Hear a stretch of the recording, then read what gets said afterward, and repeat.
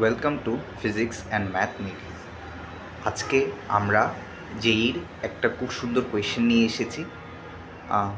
এই কোয়েশ্চেনটি বুয়েট স্ট্যান্ডার্ড বলাই যেতে পারে, যদিও এটাতে একটু ক্যালকুলাসের কাজ আছে, বাট ঠিক আছে। আচ্ছা, তাহলে কোয়েশ্চেনটা একবার পড়ে নিই। একটি বৃষ্টির ফোঁটা স্থির অবস্থা হতে ম্যাঘ থেকে পতিত হয়ে কে এম ভি হারে ভর পুঞ্জীভূত করতে থাকে। যদি এম বৃষ্টির ফোঁটার ভর হয় এবং ভি এর ব্যাগ, তবে যে কোনো সময় টি এ এর ব্যাগ কত, যেখানে কে গ্রেটার দেন 0 এবং ধ্রুব। এই কোয়েশ্চেনটা আমি বাংলা অনুবাদ করে নিয়েছি। তোমরা চাইলে ভিডিওটি এখানে পজ করে সমাধানটি একবার নিজে ট্রাই করতে পারো। আচ্ছা, আমরা তাহলে সমাধান শুরু করি। এখানে বলা হচ্ছে কি যে একটি বৃষ্টির ফোঁটা স্থির অবস্থা হতে ম্যাঘ থেকে পতিত হয়। ঠিক আছে, তাহলে এটা যদি একটা বৃষ্টির ফোঁটা হয়, তবে এটা মাটিতে, এটা নিচে কেন পড়বে? অবশ্যই গ্র্যাভিটির জন্য, অর্থাৎ এর নিজের ওজনের জন্য। ঠিক আছে, ধরে নিই যে কোনো একটা সময়ে এর ওজন হলো mg, যেহেতু ভর যে কোনো সময়ে m ধরে নিচ্ছি। তাহলে এই mg হলো সেই বল যেটা এখানে নিচের দিকে নামাচ্ছে। তাহলে আমি কি লিখতে পারি না যে F net equal to mg? ঠিক আছে, আচ্ছা এতটুকু লিখলাম। এখন F net সমান আমরা কি লিখি? ma।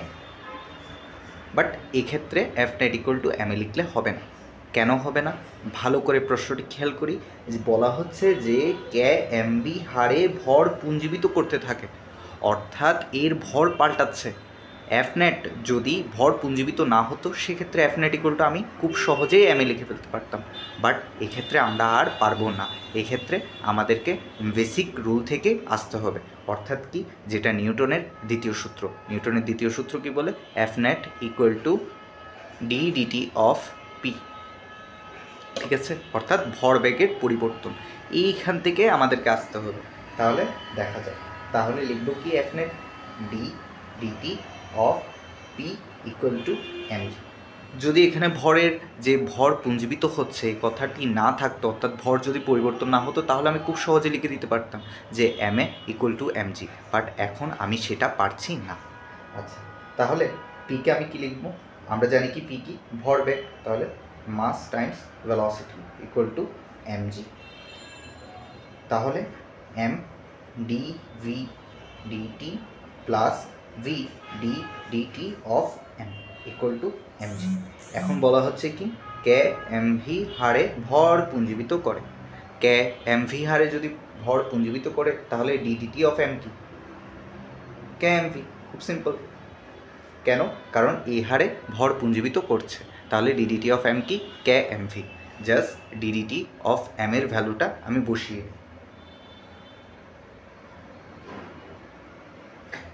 দিলে পাচ্ছি কি? K M V square. Okay, তাহলে M DDT of V equal to M G minus K M V square.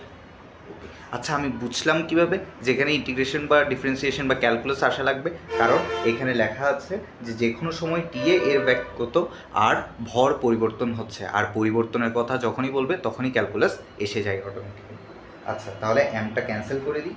D DT of V equal to G minus K V square.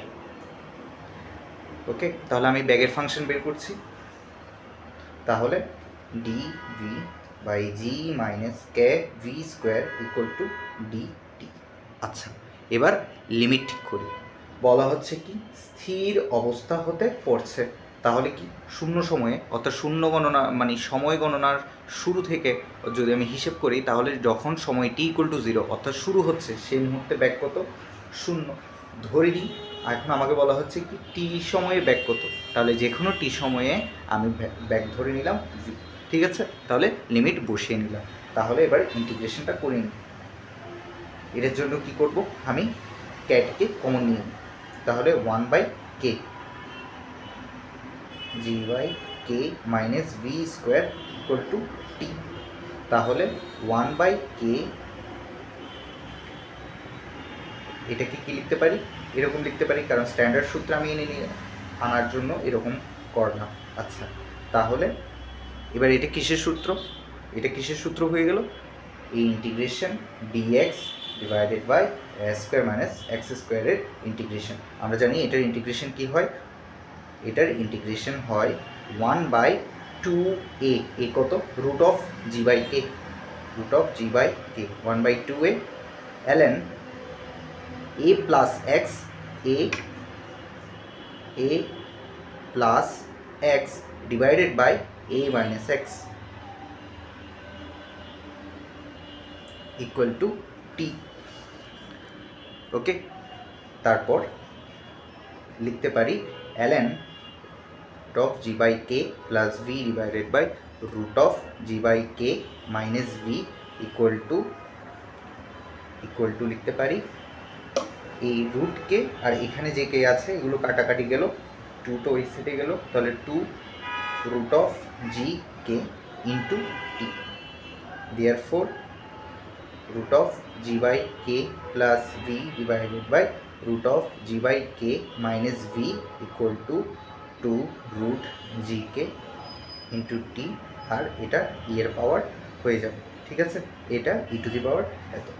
এখন কি করব, জাস্ট ক্যালকুলেশন, তাহলে root of g by k plus v equal to e to the power 2 root g k into t, root of g k minus v, therefore v এর value আসলো হলো, v এর value আসলো